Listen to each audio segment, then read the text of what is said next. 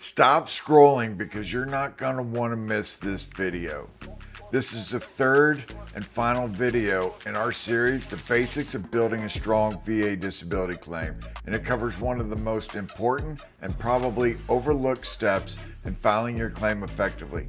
That is how to organize it so the rater can make an accurate rating.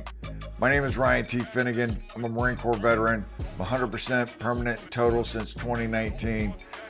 And in the past 18 months, I've worked with 9 veterans, teaching them this exact system that I've covered in the first 2 videos and this one, and all of them have either ended up at 70%, 80%, 90%, or 100% permanent total. In this video, we're going to put it all together by recapping the research phase, the gathering phase, and then most importantly, we're going to discuss how to build a case worth reading, how to tell your story in a logical manner, and how to make the rater's job easier. And stick around to the end because I'm going to give you the exact layout that I used, which significantly increased my claims, and then one tip that I guarantee you that 99.99% of veterans never do, that if you do, may just give you the bump that you need to give you a higher percentage. So with that said, let's roll.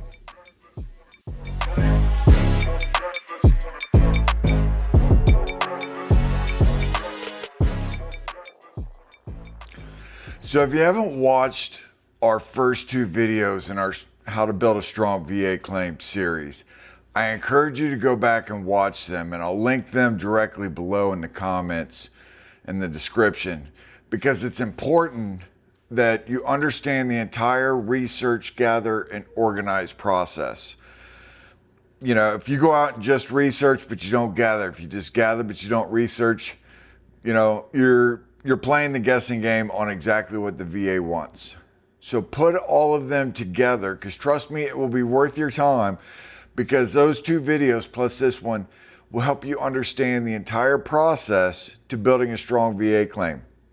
So the first thing I want to talk about is I want to go back, because you're going to hear me talk about repeatedly in all of our videos that we make, or almost all the videos we make, is that the VA has 3 pillars in the VA claim that you must satisfy. 1, a current diagnosis. 2, current symptoms. And 3, a nexus to a military in-service event, injury, illness, or condition. It is important because without one of these, your claim will get denied. So if I have a current diagnosis but no current symptoms and a nexus, I get denied. If I have current symptoms and a nexus but no current diagnosis, I get denied. If I have a current diagnosis and current symptoms, but no nexus to a military in-service event, injury, illness, or condition, I'm going to get denied. So it's important that you understand that the VA needs these 3 things, because the top 2 reasons that the VA denies claims, or top 2, top 3, no current diagnosis, no current symptoms, and no nexus. So if the VA denies those, that should tell you that it is vital for your claim that when you put this all together, that you have those 3 things and they're illustrated in a very clear manner on, you know, here's my current diagnosis, here are the symptoms that I have, here are the current symptoms that I have, current treatment, current whatever, it must be current. And then here is my nexus and my tie to my military service. So to go back through and recap, the first video we talked about how to research.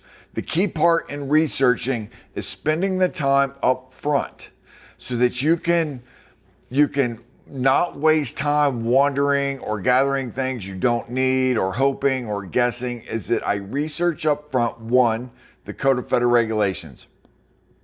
The CFR is the VA's Bible on how they're going to rate you in your disability claim. The VA rates on federal law. They rate on facts, not feelings.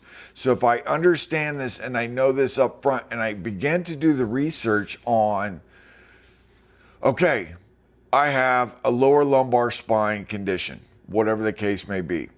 Instead of just going, hey, I'm going to make this claim, I'm going to give them everything I want, I need to go up front and go, how is the VA going to rate me? What symptoms are going to trigger a rating and at what level? I'm making a claim on depression, anxiety, post-traumatic stress. Okay, what symptoms does the VA need to see?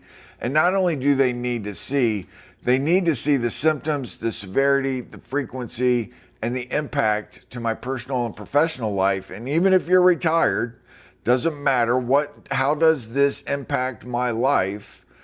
And then at what level? Is it a 0, a 10, a 30, a 50, a 70, a 100? So go take the time up front to just research. How is the VA going to rate me on this claim? Next, I want to look up the Disability Benefits Questionnaire. So the DBQ is the form that the VA needs filled out, whether that's by a primary provider or a specialty provider that you've seen for a good amount of time, that lends credibility, that you just don't show up once, they fill out this DBQ, and the VA looks at that, right? If I'm going to have it filled out by a primary provider or a provider I've seen for a long period of time, I want that so that builds credibility that this provider has seen me for some time and can make a good judgment on my issues. If not, the VA is going to send you to a compensation and pension exam. And even if you submit your own DBQ, the VA can still elect to send you to a CMP exam. So when I go to my compensation and pension exam, the examiner, who's going to spend 10 to 15 minutes per condition, minus mental health condition, they'll spend probably an hour with you. But if I'm going in for a neck, a back, migraines, my knees, my ankles, whatever, I get 10 minutes to 15 minutes to talk about my condition. So the Disability Benefits Questionnaire, by researching it up front, you understand, here's the questions that they're going to ask me because they need answers to fill out this form to give to the VA. So if I know the questions before they're going to ask me, one, I can prep my answers. I can know exactly what is coming, and I can have my evidence ready to be able to back what I'm saying. Because there's everything that you say, but there's everything that you can prove. And in my book, How to Build a Strong VA Disability Claim the First Time, it is important to prep for your CMP exam because those have so much weight for your final rating. So it's important to go back and understand, because we talk about the importance of understanding, one, the Code of Federal Regulations, because the symptoms, how they're going to rate me by percentage, and two, the DBQ, the questions that they're going to ask so I can prep my answers and my evidence. Because what happens is, if you don't know and you go in and they ask you about, your lower back, how far can you bend, what makes it worse, and I start giving them, I can only bend this far, here's where it hurts, and here's what I can't do, and I can't walk a quarter mile, I can't walk more than 10 minutes, it's excruciating. But my evidence that I provide the VA for my claim, and everything I've been telling my provider, my physical therapist, my chiropractor, is down here. These two don't match. So it's important that I get these two to match so that I become a credible veteran in my claim. So go back, understand the Code of Federal Regulations, understand the Disability Benefits Questionnaire, what they're going to ask me before they ask me, so I can provide the evidence, or I can take a look at, here's what they're going to ask, and here's the specific, symptoms that they're looking for. So when I look through my medical evidence and I go, oh, you know what? I haven't really even highlighted those symptoms. I probably need to start doing that. So go back, watch that video, because when I do the research up front, it helps me when I get to the target phase, because I know exactly what I need to get, what I'm looking for, and I'm not wasting time, and I'm not guessing at, wow, I wonder what the VA needs for this claim, or I don't know, I'm going to just give them a whole bunch of information.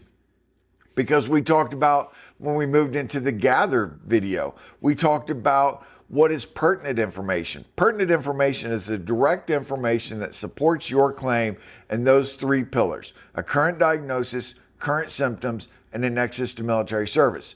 If it doesn't support those three, it is not pertinent to the claim.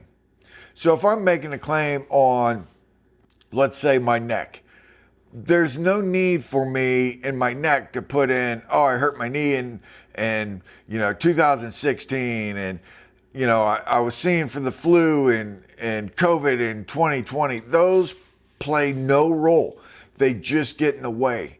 So only provide the pertinent information that makes the rater's job easier. So instead of submitting 200 pages of evidence because I want to show, because I think bigger is better, so I want to show them, oh, here's everything that my military service caused, and here's all the, the times I was in treatment or sick call, or my continuity of symptoms, what I've been treated for after I got out. But I only need 20 pages out of that for my specific neck claim. Then I only want to give them the 20 pages needed to give me a yes and give me an accurate rating. So it's important. Go back and watch the gather stage or the gather video so that you understand when I put my research and I get it done first and then I go to gather, I am only gathering the current information that I need, because the gathering phase is probably the most stressful part of the VA claims process. Do I have enough? Am I currently, am I illustrating this? Does this document help me? Does it hurt me? Is it in the middle? Is it junk? Is it noise? Like, do I have everything? Did I get it from this doctor? Do I have it from this doctor? What other doctors have I seen? Those are the most stressful part of the claims process, because you want to ensure that you give the VA everything that they need to give you an accurate rating. So if I do the research up front on, okay, here's what I need to provide the VA, I go to gather it. When I go to gather it, I'm going to work this stage in chunks. I don't need to sit down and go, okay, I'm making 4 claims right now. I'm going to go gather everything at once, and I'm going to spend an entire day doing it or an entire weekend, because you are going to be extremely stressed, irritated, pissed off on why you have to do this. Do I have it? Do I not have it? What do I need to get? Look, call your intent to file in. If you have a claim, or you have a service connection, or you're going to make a disability claim, call your intent to file in. So the intent to file, all that's going to do is that's going to lock your back pay date in, and it's going to give you 12 months to go out, gather the information you need, drop your official claim paperwork, drop your medical evidence, go through your compensation and pension exam, and then the VA is going to rate you. So take that time. Call your intent to file in today, or put it as your priority thing to do tomorrow. And you call them. You're going to sit on hold longer than you're going to talk to them. But I want to give them the information, and all I'm simply going to tell them when I call the 1-800 number is, I would like to establish an intent to file for a disability claim. That's it. They're going to take the information that needs to go on the form. The person on the other end of the phone is going to tell you, okay, your intent to file is in, effective March 9th, 2026. You have 12 months from today to submit your claim. Cool, thanks, hang up. And then I look at, okay, I'm going to spend the next 2 to 3 to 4 to 5 months building my claim. So go back, watch the gather stage, because we talk about not only how to gather, but how to market. We're going to cover how to market as well in this video, because it's important in the organizational phase. Now, when it comes to organizing your claim, your goal, not only to submit a fully developed claim, which is I'm giving the VA everything, I want to give it in an easy, logical manner that makes sense to the rater. You've got to remember, raters the VA processed over 3 million claims in 2025. That means that's a record for them. They're saying that they effectively eliminated I think it's 178,000 back claims. So they are cruising when it makes a decision. So it is your job to submit the information that you need for your claim. Nothing more, nothing less. Targeted, pertinent information that is easy, logical, and it makes sense to the rater, because it goes into the portal. It's not regional. It goes into the portal. If I'm making 5 claims, I may have 5 different raters in 5 different states pull that part of my claim. Are you making a neck claim? I got it. They pull it out, they look at it, they rate it 10%, they slide it back in. Another one's pulling it out, there's a back claim. So they're looking at these not in a totality of, like, okay, let me look at how this affects everything. So I need each claim to be standalone and to make sense. And I want to produce a product that does not allow the VA to tell me no. So if you haven't watched our mentality video, I would highly encourage you to go watch that, because you're going to see the mentality that I used when I shifted from when I allowed the VSO to tell me, oh, you don't need to do anything. The VA is going to, they're going to go get everything for you. So I sat back, and 11 months later, the VA came to me and told me that your claim for an increase is denied because you went to the doctor twice complaining of neck and back pain, and, per 38 CFR, whatever the one, code is for my neck and my back, doesn't rate it. I have, at that point, like over 13 sets of neck injections. I've been in more treatments for my back, pain pills for my back. I lost full feeling in my right foot. I got 3/4 of the back. That was 2008. I still can't feel all of my right foot. But yet I didn't give the VA, I released my documents from the VA to the VA, and I was in the San Diego system under all that treatment. I had moved to the LA region. You would think that the two within the VA system would just look at my files. They didn't. So I waited 11 months, and then I was pissed. So it took me another 5 years to make another claim to go from 20% to 80% because I was irritated and pissed off, like many of you watching this video, at the VA. So I simply changed my mentality to, I am not going to allow the VA to tell me no ever again. Now, don't get me wrong. There are two systems in the VA healthcare. There's the VA Health Administration and the Veterans Benefits Administration. Now, the health administration, the healthcare administration, boy, they will tell you no all the time for all kinds of stuff. But they don't deal with your claim. They only deal with your healthcare. The VBA, the Benefits Administration, is the one that is going to rate your claim. But I went in and I said, I'm not going to allow the VA to tell me no ever again. So I built claims in that manner that were logical, made sense. I gathered everything. I organized it in the exact way that I'm going to show you in this video, so that the VA couldn't tell me no. The evidence was right there in front of them that made sense. So I didn't go out and submit. My claims were 300 pages because I would claim 5 or 6 claims at once. But they were all organized in a manner that when they got that, they weren't looking all over the place trying to make a claim. So while I didn't understand how the claims process worked, no VSO that I ever had ever told me, well, go look at the Code of Federal Regulations. Make sure that you understand the symptoms that you have so you can highlight those. And then look at the Disability Benefits Questionnaire. Make sure that you understand the questions that they're going to ask before they ask you so that you can be ready for the answers and you have your evidence ready. And then organize it in this manner that makes sense. That way, when you submit your claim, you can get the best ratings possible that are the most accurate for the conditions that you have. No one ever told me that. They just said, sign here. Here's this VA Form 2122. Great, you're appointing us as your Veteran Service Representative. What are you claiming? Here's what I'm claiming. Okay, great. Your documents are in. That was it. The rest I guessed on. Until the very end, when I finally had a VSO tell me, hey, before you make that mental health claim for an increase, you need to be careful because they can lower you. At the time, I had been in therapy for like 4.5 years straight religiously. So I knew they weren't going to lower me. But that was the point. He said, you should go look at the Code of Federal Regulations and look at the symptoms. I said, the what? Now, mind you, I made my first claim when I got out at the end of 2002. I made my second claim around 2010. And then I made another one in 2015, 2018, and 2019.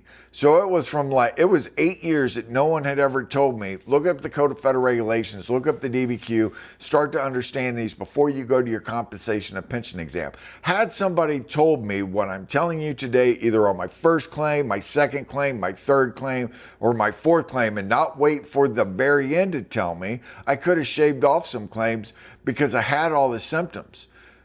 But I didn't know. I didn't know that was what the VA was looking for. So it's important, please go back and watch these 3 videos so that you can understand the claims process and you can start to build that claim up front from the very beginning and not get surprised. So, bottom line, now that I've researched what the VA needs, I understand what I have to go gather, and I'm only looking for the pertinent information for my claim. Now it's time to tell the rater my story. Because it is exactly what it is. I am telling the VA, here's the story of my condition, and here's how it affects me every day of my life. So if I tell my story in a manner that is logical and makes sense, I stand the best chance of getting the rating that I deserve. Now, stop submitting chaos, right? Build a claim worth reading. So I want you to organize this like a legal case because, well, it is, right? You are submitting a claim to a federal organization that at any point can go back and look at that for fraud. They can open that up. If you go in and you make a claim on whatever, heaven forbid if they think you frauded them, they will go back and look, and they can look to decrease your current rating. So I need to make my claim solid. I need to build my claim as if I'm proving my guiltiness for the condition that I have and that it is service connected. It is related to my military service. So remember, the VA has limited time per claim. They're not going to they're not going to open your claim and say, okay, great. Oh, it's 600 pages and it's one claim. I'll spend the next 5 hours of my life and I'm gonna peel the onion back on this thing and I'm gonna make sure I give them the accurate rating. They're not going to do it. They process 3 million claims. You process 3 million claims through speed. The average, I think, on the VA website right now is from when you drop your paperwork to when you get your rating is under 3 months. That used to be 12 to 16 months. So if you're processing it under 3 months, including your claim paperwork, them processing it, them sending you to a compensation and pension exam, them getting that comp and pen report back or your DBQ back, and your evidence, and giving you a rating in under 3 months, they are not spending time. They are trading accuracy for speed. So it is your job, it is your responsibility because it is your claim, not anyone else's, not your VSO's, not the lawyer that you hired that's going to take 20 to 33% of your back pay, not your buddy's claim, not your mom or your dad or your wife or your girlfriend or whoever's responsibility. It is your responsibility to ensure that you are loading an accurate claim that is easy to read. So when they get it, I have highlighted every piece of medical evidence gets highlighted. Date, doctor, diagnosis, 1 or 2 or 3 symptoms, 1 or 2 sentences. Every piece of medical evidence. That way, when that rater opens my claim and he sees that it is 30 pages, but he starts to scroll because it's digitized. So they aren't printing it and turning papers. They're looking at it on the computer. So when they start to scroll, they are going to see highlight, highlight, highlight. My job is to focus them in on date. Okay, is this date current? It could be an old document. When I made a claim in 2018 for migraines, 2018 for migraines, my first piece of evidence that I gave them was from 1999 when I claimed it in my medical records. And it was highlighted so they could see, well, this is 1999. This is on a military medical record.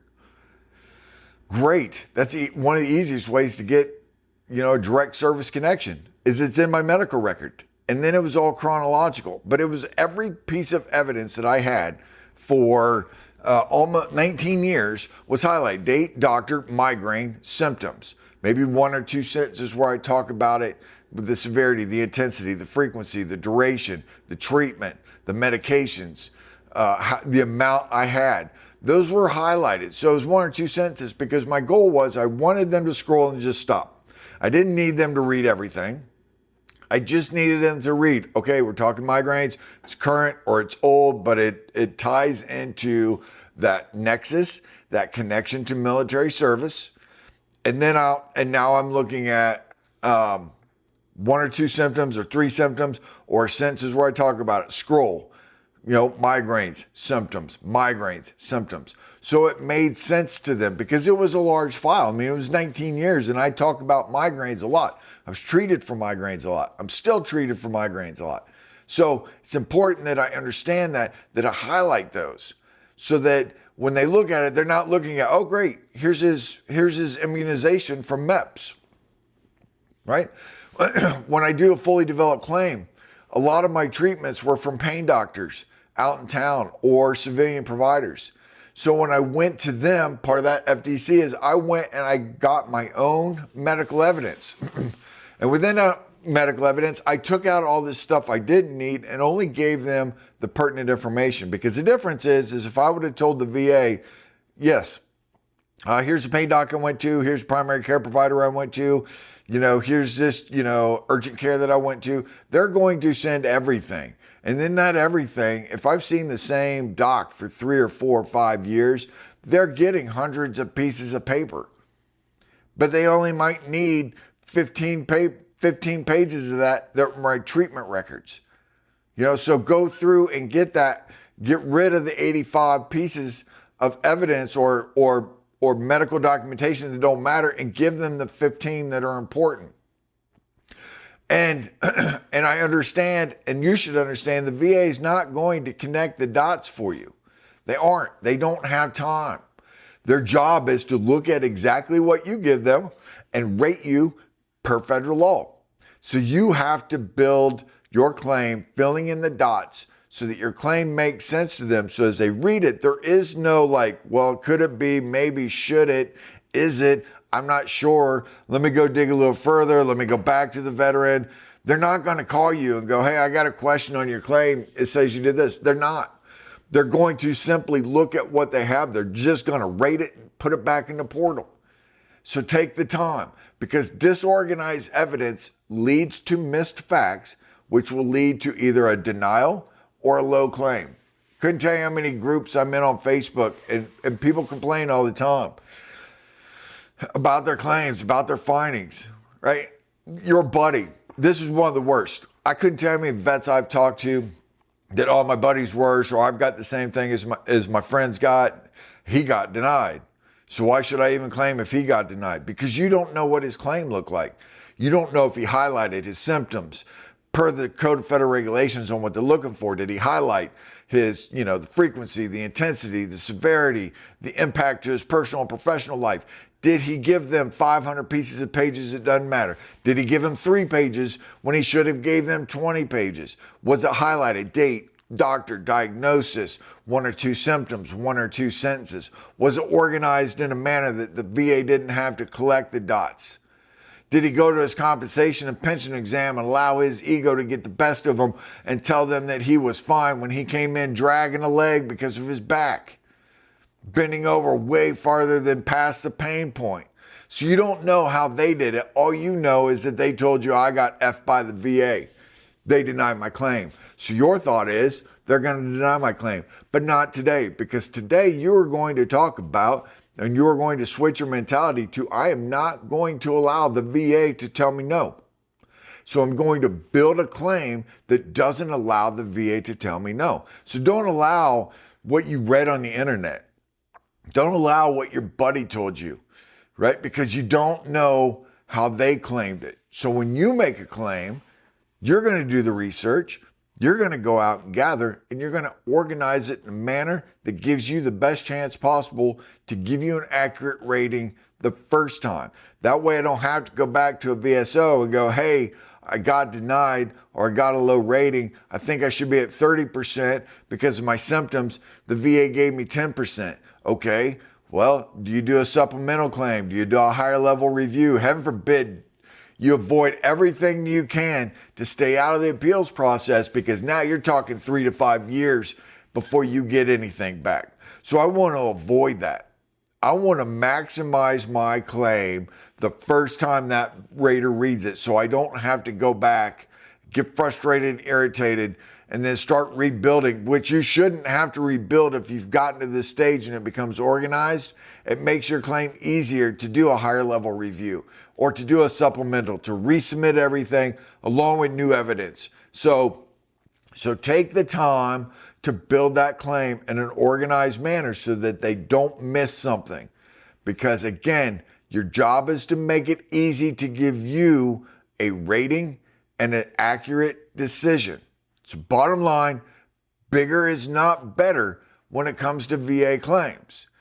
Targeted, pertinent information is bigger. So if your claim is only 15 pages, but it is very targeted information that highlights your symptoms, severity, frequency, impact, it shows your current diagnosis on there. It has your nexus to tie to your military service or your event, illness, injury, right? It is important. That 15 pages is more powerful than a whole bunch of pages that just make noise. So I'm going to tell my story in a logical manner. This is important. I'm going to make it in a chronological manner. So whether that chronological is oldest to newest or newest to oldest, it doesn't matter as long as I put it in chronological order. That way, I talked about migraines earlier. The migraines, I put my oldest one on top because I was looking for a service connection and a rating. That was a brand new service connection. So I wanted to show them the oldest piece of evidence that I had. Now, when I did an increase for a claim, it was already service connected. So I would put my newest evidence on top because I wanted them to see up front that, okay, it is still current. It has gotten worse from when we originally claimed it, and it's current. So then they would go down, and I would usually give them 180 days or so worth of evidence on that claim. So doesn't matter. Oldest, newest, newest to oldest, just put it chronologically. It should support your in-service event or onset. So your service treatment records or your military treatment records, deployment records, injury documentation or treatment, early complaints. The earliest complaints, the better. Now, there are some conditions, let's say a bulging disc in your low back condition and you're younger. Now, if you're in your 50s and 60s, unfortunately, I'll be 50 this year, like bulging discs, herniated discs primarily come with age. But if I can show that while I didn't get treated while I was in, the continued trauma to my low back through rucks and jumping up and down and, jumping up and down out of vehicles, or if you were a tanker or you were whatever, that continued trauma, right, had potentially, at least as likely as not, again, remember, we talked about in the other videos, that 50% gauge, I'm at least as likely as not, I'm more likely than not, or it's highly likely that continued trauma, while it may not have showed while I was in, has caused this current condition, then that is my service connection. This is the crucial part of getting a nexus letter, right? Or if I can't get a nexus letter, because if you're seeing the VA provider, and for some reason the VA providers, even though they're supposed to, will tell you that I can't because it's a conflict of interest, and I'm not getting fired up for that one. But I want to get a nexus letter because that is the easiest way. So if you haven't signed up and downloaded our 4 free downloads, go below in the description and sign up for our downloads. It's important because in that download, the 4th email that you're going to get, and these are all free, they're all built to help you build your claim and understand the claims process, check your mindset, look for potential claims that you may have, answer some questions on what you have, what you don't have, when it happened, how it happened, what makes it worse. That's in there. And then the Nexus package. The Nexus package you can give to your provider. It gives them everything that they need to say, like, I reviewed pertinent information, they give their medical rationale, and they use the key language that the VA needs. At least as likely as not that I'm 50% certain, 50%, where it needs to be in my medical opinion, that this is at least as likely as not, or more likely than not, or highly likely, or probably. What I want to avoid is not likely, less likely, maybe, right? Those I'm not even going to submit because that's going to get you denied because they're going to tell you don't have a nexus to military service. And then next, I need to make sure that I have continuity of symptoms. I want to show that I not only hurt myself, but I've continued to seek treatment. And I need to make sure that my symptoms are current, right? If I hurt my back in 2000, but I hadn't been seen till 2018, and then I'm seen again in 2023, and then I'm like, oh, I'm going to make a claim on my back because I just found out that I could, so I'm going to drop my claim paperwork in 2026. The VA is going to look at that and go, you don't have a lot of evidence. You don't have a lot of continuity. There's some issues. While they may service connect it because they're looking at it in my medical record, and they'll go, okay, yeah, you hurt your back in 2000. You have the same symptoms. It's been 26 years.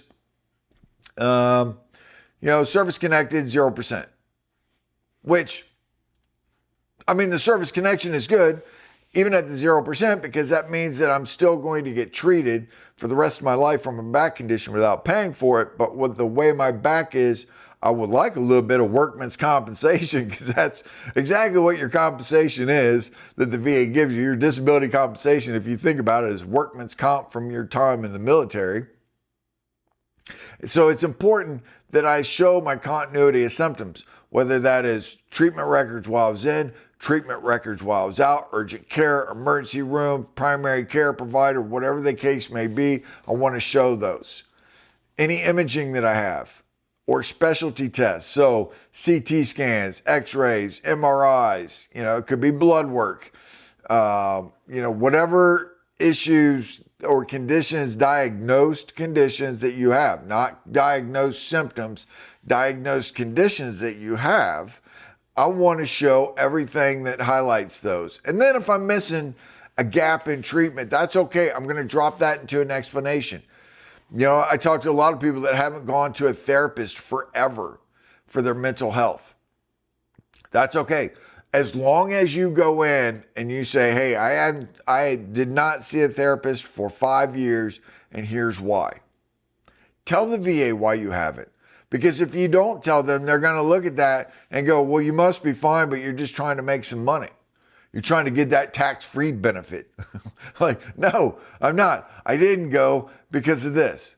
I didn't go because I don't like talking about it. It brings back bad memories. I had a bad therapist before. We never connected. Whatever the case is, take the time in your personal statement or in another statement to tell the VA, here's why I wasn't seen for a year or 2 or 3 or 4 or 5. But now I'm in treatment, and here's why I'm in treatment. Because of these symptoms, severity, frequency, and impact in my personal and professional life. I need to get this under control. So it's important to make sure that you show the onset that ties that nexus to your military service, and then any continuity of symptoms and treatment that you've had. Because you're establishing a timeline of events that shows your current diagnosis and its severity, frequency, and impact on your personal and professional life. Because remember, if I hurt my knee back in 1996 and I don't have any issues 30 years later, I can't go in and claim my knee because the VA is just going to not service connect it, because they're going to show that they're going to go, okay, for 30 years you were never seen, there was never any complaints. That is an old issue that either resolved itself or it's not service connected because X. So make sure that there are those continuity of symptoms. And again, here's one of the most important parts of this entire video. You must make the rater's job easier by organizing your claim in a manner that makes sense. So if I'm making 3 claims, say I'm claiming my neck, my back, and my knee. When I do that, because I understand that this is all going to get uploaded, I have 2 options I can do this as. I can upload this as one file. If I'm going to upload this as one file, then I need to make sure that condition A, my neck, is all together and it's highlighted, date, doctor, diagnosis, 1 or 2 symptoms, 1 or 2 sentences. I want to make sure that is on top. Condition B, then, I'm talking about my back. I want a clear divide. And then I want to talk about nothing but my back. And then I'm going to get to my knee. So condition C is at the very bottom. It is all together. So it does not, I don't open up a claim and it's, the rater's looking at my neck, my knee, my back, my neck, my knee, my knee, my knee, my back, my neck, because you're not going to get an accurate rating because you're bouncing back and forth between what does the Code of Federal Regulations say, what is this jumble of information. It's not going to give you an accurate rating. But if I put them all in order, or even better, if I put them in 3 piles, my neck, my back, my knee, and in those 3 piles, every time I go through in that gathering stage, I go through all my medical evidence and I take a look. And each report I've talked about, let's say my neck and my back.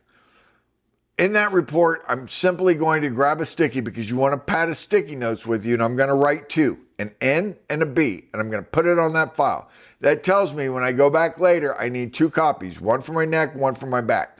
If I've gone in and I've talked about my neck, my back, and my knee, I'm going to write a 3, and I'm going to put it on there on a sticky note. That way I know I need 3 copies of this because it's going in 3 different piles. If I don't need any copies, I'm just simply going to leave it as is because I know it's either going in one of those 3 piles. That way, when I make these 3 piles, it could be the same report. So I go in and I look at that report and I talked about my neck and my back. I make 1 copy for just my back. And it is going to be highlighted. Date, doctor, diagnosis, lower lumbar spine, degenerative disc disease, intravertebral disc disease, whatever the case may be, bulging disc, I'm going to highlight that. And then I'm going to go through and I'm going to highlight either the symptoms or the sentences, right? And that goes my back pile. I might take that same report that I used and I'm going to highlight date, doctor, diagnosis, cervical spine, degenerative disc, intravertebral disc disease, whatever the case may be. I'm going to highlight that because it is my cervical spine, and I'm going to go through and I'm going to highlight symptoms or sentences, and that goes into my neck pile. So while it is the same report, it is highlighted, 1, highlighting my neck, 2, it's highlighting my back. I'm not going to take the same report and just highlight everything, my neck and my back. I want to have 2 separate reports. That way, when the rater opens it up, because it is marked or it is saved as Finnegan _ Ryan _ lumbar spine VA claim 2026. Finnegan _ Ryan _ cervical spine VA claim 2026. Finnegan _ Ryan _ bilateral knee condition VA claim 2026. That way, when the rater opens it up, he sees the title, he knows, he looks at it, because we're going to talk about how to highlight or how to strategically organize everything. But he looks at it and he goes, oh, nice. It's 25 pages. Let me scroll. Oh, sweet. It is just his neck. Let me open up the cervical spine, Code of Federal Regulations. Let me open up his evidence. Let me look at his Disability Benefits Questionnaire. I can give you a quick and accurate rating. I don't give them 300 pages and it's all mixed and matched in that disorganization, and they're going to make a quick claim and they're going to look at that and they're going to go, okay, yep, there's a knee condition. Looks like it happened while he was in. Might still have it. Service connected 0%. Service connected 10%. When I could be at 20, 30, 50, right? I want them to look at specific claims at once. And those documents, each claim is organized. Again, but when it's organized, it's in chronological order. Oldest to newest, newest to oldest. Whatever the case is, whatever manner that you put it in. But it is chronological, it is highlighted, and it is ready to go for the VA. Because if the VA rater pulls it and he looks and you're making a direct service connection for my neck, which I hurt in 99, but I look and I decide to organize chronologically newest to oldest. So he looks and he goes, oh, there's a 2026 report from his doctor. It's highlighted. Date, doctor, okay, talks about his neck, okay, there's 2026, a 2026, a 2026, a 2025. Well, where's the service connection? I just scroll all the way to the bottom and I go, bam, there it is, 1999, military medical record. Here's the event that it happened. Okay, it's in his medical record. Now they can scroll upwards. Whether if you put it oldest to newest, okay, it happened in 99. They're going to look at that. Cool, it's in his medical record. Is it current? So they can scroll all the way to the bottom. There's a 2026 document where he's talking about his doctors highlighting his symptoms, severity, frequency, and duration and impact. So see how that makes sense versus going a 99 and 2007. Oh, let me drop a 2003. Here's a 2016. Here's a 2008 report from an injection. Like, don't bounce around. Keep it simple. Keep it simple. Keep it organized. Keep it chronological. So here's a layout I did. You can choose to use this if you want. All the veterans that I worked with, I had them lay it out in this very manner so that it made sense. And they all had great results. So you can opt to do this. You can opt to put it in whatever, because it is your world. It is your claim. But here is the structure layout that I did. If I choose to do a one-page summary, you can. And basically that one-page summary it's a very quick overview to that rater of here's what you're getting ready to look at. I hurt my, dear sir, ma'am, I hurt, you're going to look at my VA claim. I hurt my neck in 1999. That is, the first document that you're going to see. I've had continued treatments for these years. I've had X set of neck injections, X amount of MRIs, X amount of x-rays. All the evidence is located within my file. Whatever the case may be, it can be very short and sweet on what they were looking at. Here's when I heard it. Here's what happened. Here's how it's gotten worse. Right? I think I did a one-page summary maybe once or twice, and that was because I was making a very large claim. So I tried to make it very easy for them, because this was back when you submitted files as a whole.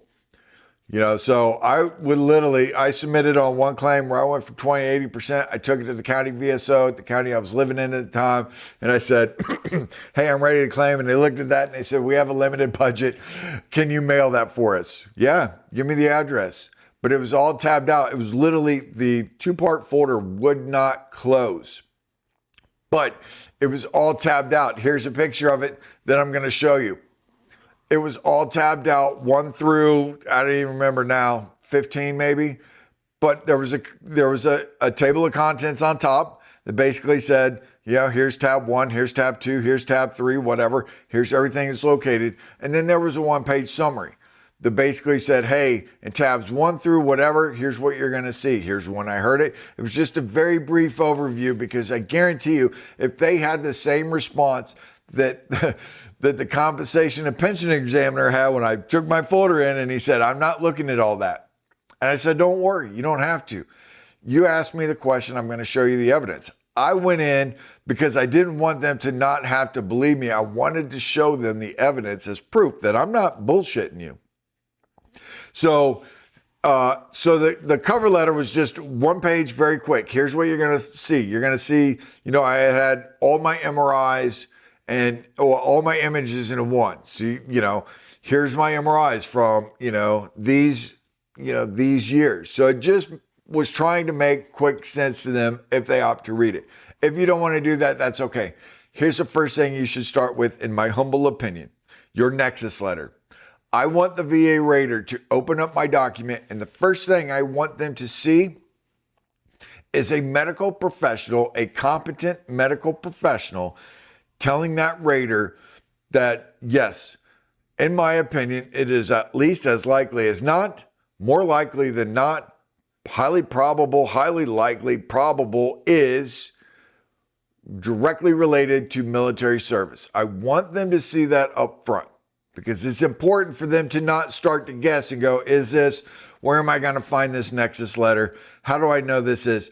Right up front, I have a medical professional telling them, hey, rater, hey, VA, it is in my medical professional opinion that this condition is caused or is a result of Ryan Finnegan's military service. I've reviewed his pertinent medical records.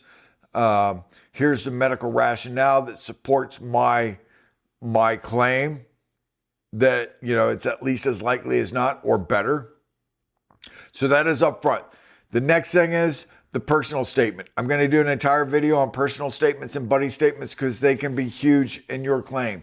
Your personal statement is the one time you get to talk to a VA rater without ever talking to a VA rater, because you will never talk to a VA rater. They will not call you. They will not send you an email looking for more information, right? It is your one time on the appropriate VA form to tell your story. Your story should highlight your impact, your condition, your severity, frequency, duration, and more importantly, your impact to your personal and professional life.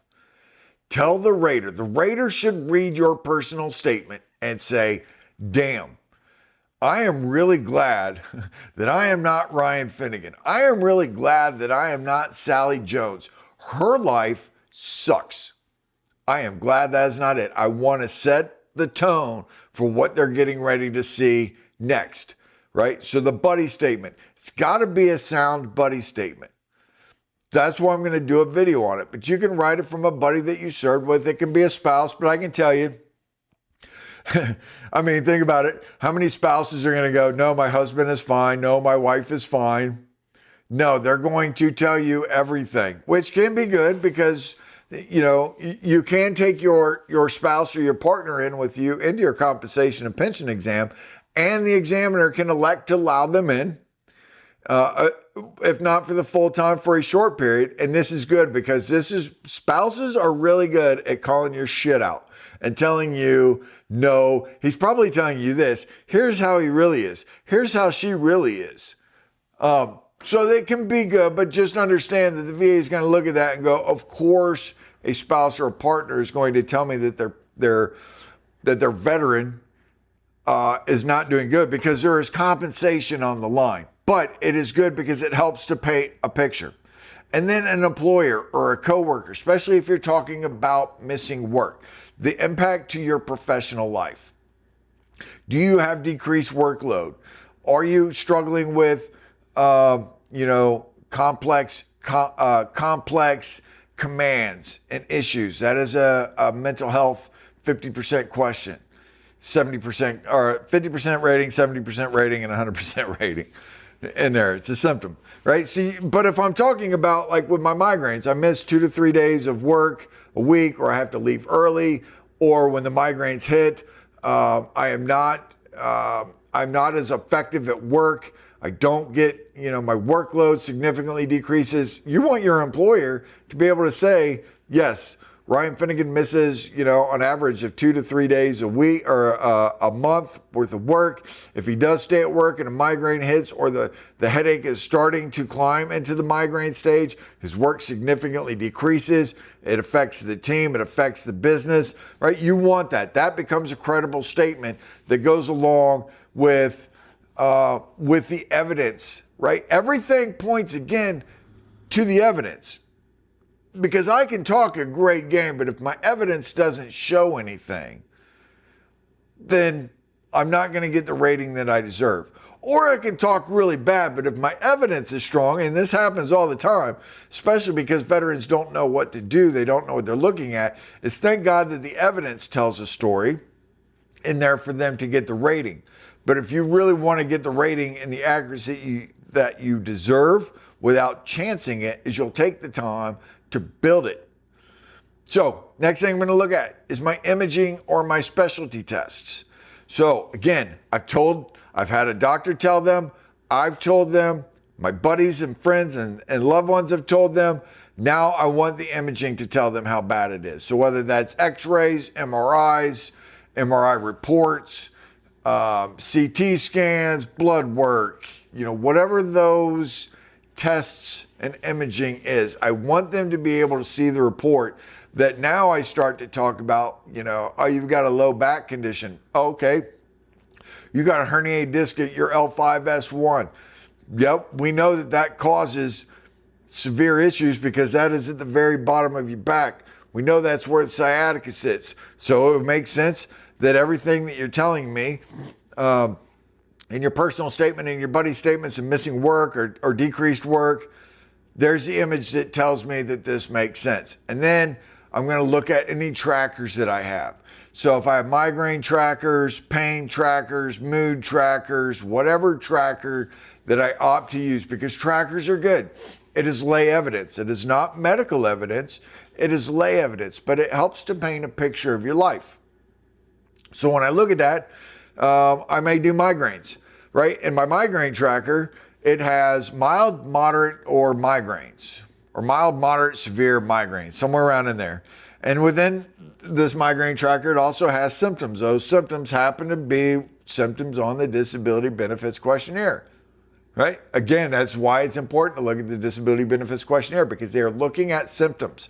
So I would track my migraines. So not every day that I have a mild, or a migraine, but every day that I wake up, my ears ring and I have a low-grade headache, right? That just tells me I'm still alive and it's not a dream.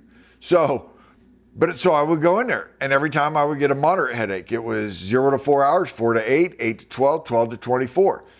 So the VA was able to go in and take a look at the snapshot, whether it was 3 or 4 months of migraine trackers that I gave them. They were able to go in and take a look at and go, okay, here's the evidence he's provided. Here's his nexus letter. Here's his statements. And there is no test for it, but now I'm looking at the trackers. Those trackers were used. How do I know? Because in my letter back, my rating letter back from the VA, one, I can look at the very back and will tell you, here's all the documents reviewed. So I know they looked at my migraine trackers. And two, it told me you average more than 3 or more a month prostrating headaches that basically put you down in a dark room that has to be cool, quiet, and away from loud noises. So I was able to do that because it gave them an accurate snapshot that they could look at 3 months in my life. So trackers, important to put those in there. DBQs, if they're available, if you have a primary provider or a specialty provider, fill that out for you. Put that in, and then the medical evidence in chronological order. Right? Oldest to newest, newest to oldest, highlighted. Date, doctor, diagnosis, 1 or 2 symptoms, 1 or 2 sentences. If I put this in this personal layout and this structure, it tells my story. Again, I'm trying to tell my story in a very accurate and quick and logical manner. So when the rater gets it and he opens it up and he goes, great, another 50 pager, another 70 pager, right? It is all organized and it is in this manner. And if I have 3 claims, guess what? All 3 claims are going to look in the same structure. The nexus letter is probably going to be different unless I have, let's say, my knee caused my back, or my back caused my knee, and I have a nexus letter, and I combine that nexus letter where the provider says that he has a low back condition that started in 2000. He developed this knee condition. It is at least as likely as not that because of his back and his gait, that his knees or bilateral knee conditions are a result of this back condition. Then I want to make that copy, and again, I'm going to make 2 of them. One goes in my back pile, one goes in my knee pile. So all of those go. Personal statements, take the time to write. You can write a personal statement that covers all 3 and you make 3 copies, or you could make 3 personal statements. I want to talk directly at how my back affects my life, how my neck affects my life, how my knee affects my life. So it is up to you on those when you want to do that, but put those in this order.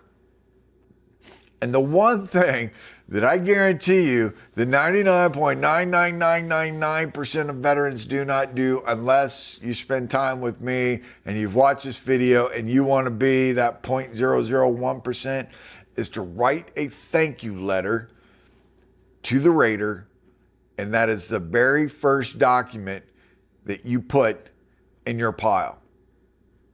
Now, I can tell you, I started writing thank you letters on my 3rd claim because I knew it was this thick. I knew when I put it in a 2-part folder that would not close all the way, that it was important for me to take the time. I never heard of that. I never thought about it. I just simply took the time to tell the rater, dear sir or ma'am, I want to let you know that I truly appreciate you taking the time to review all my medical evidence to give me a claim.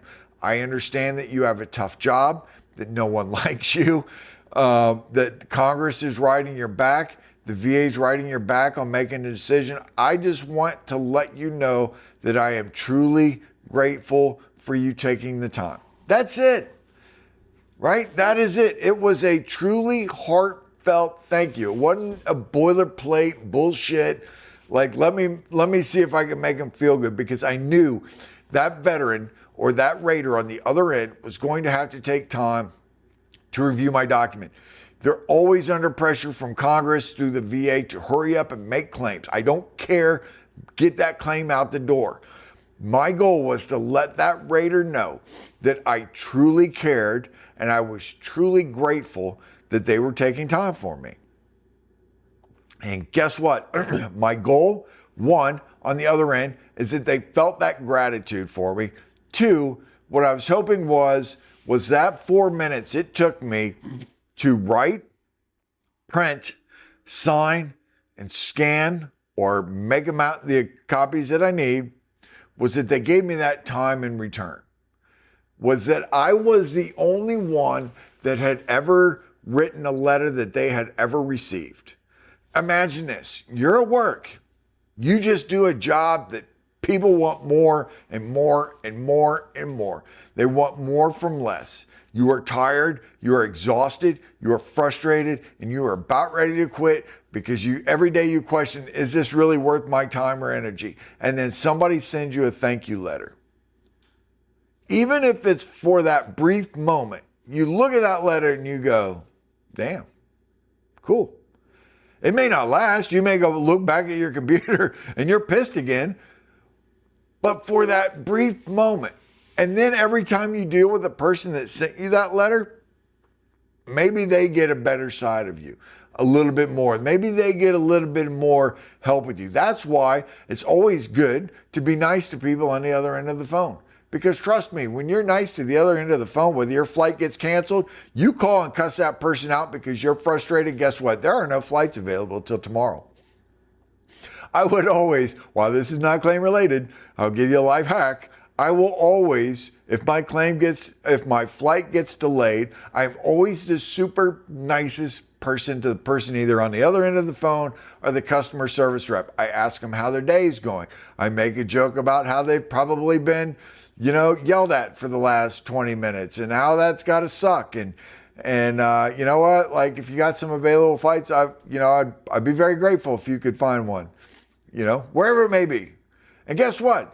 All those people in front of me that had to wait till the next day or wait several hours later, because I was nice, 90% of the time, there's always a seat on the next available flight.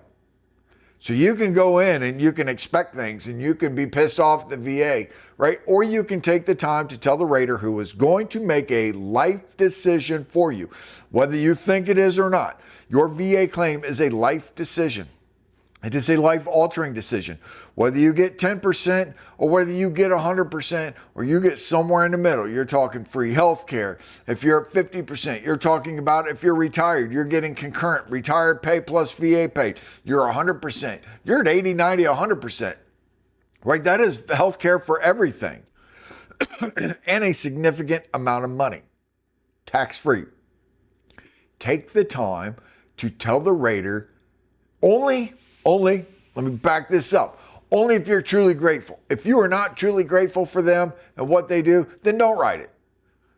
But if you're like me and everyone that I work with, they all took the time to just simply write a letter that said, hey, just want to let you know, thank you. I truly appreciate you taking the time. It really means a lot to me and my family. I hope you have an amazing week. That's it. Bam. Sign it. All I'm hoping for is two things. One, I get in return somebody to go, damn, I've been doing this for 8 years and I've never received anyone has ever taken time to write me a letter. This veteran is sitting on the 10% to 20% line. You know what? I'm going to give him 20%. He's on that 10% to 30% line because maybe there's no 20 in there. You know what? He took time to write me a letter. I'm feeling really good right now. You know what? His symptoms are good enough to give him a 30% rating.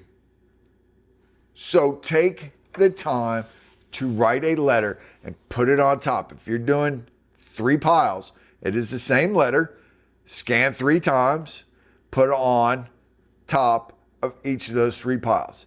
That is what the one thing that you will do that no one does until this video gets extremely popular, and then you have 100,000 veterans writing it, but that's okay because the VA processed 3 million claims. So if only 100,000 veterans are writing that, that's okay. I would bet you that those 100,000 veterans are going to get a slight advantage.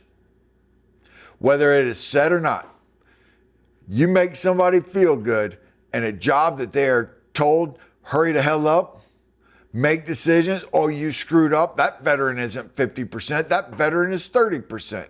That veteran isn't 30%. That veteran is 50%. Hurry up, make decisions. Congress wants answers. Secretary of VA wants answers. Just make a damn decision and put it away. Oh, somebody just told me thank you. Be that one. Be that person that does it. So big takeaways. Again, as we exit this series and move along in the process, take the time up front to tell your story in an organized, logical manner that makes sense. And remember, you are not fighting the VA. You are not. The VA tells you, go back to the research video. The VA tells you, here's exactly what we need to give you the rating that you want.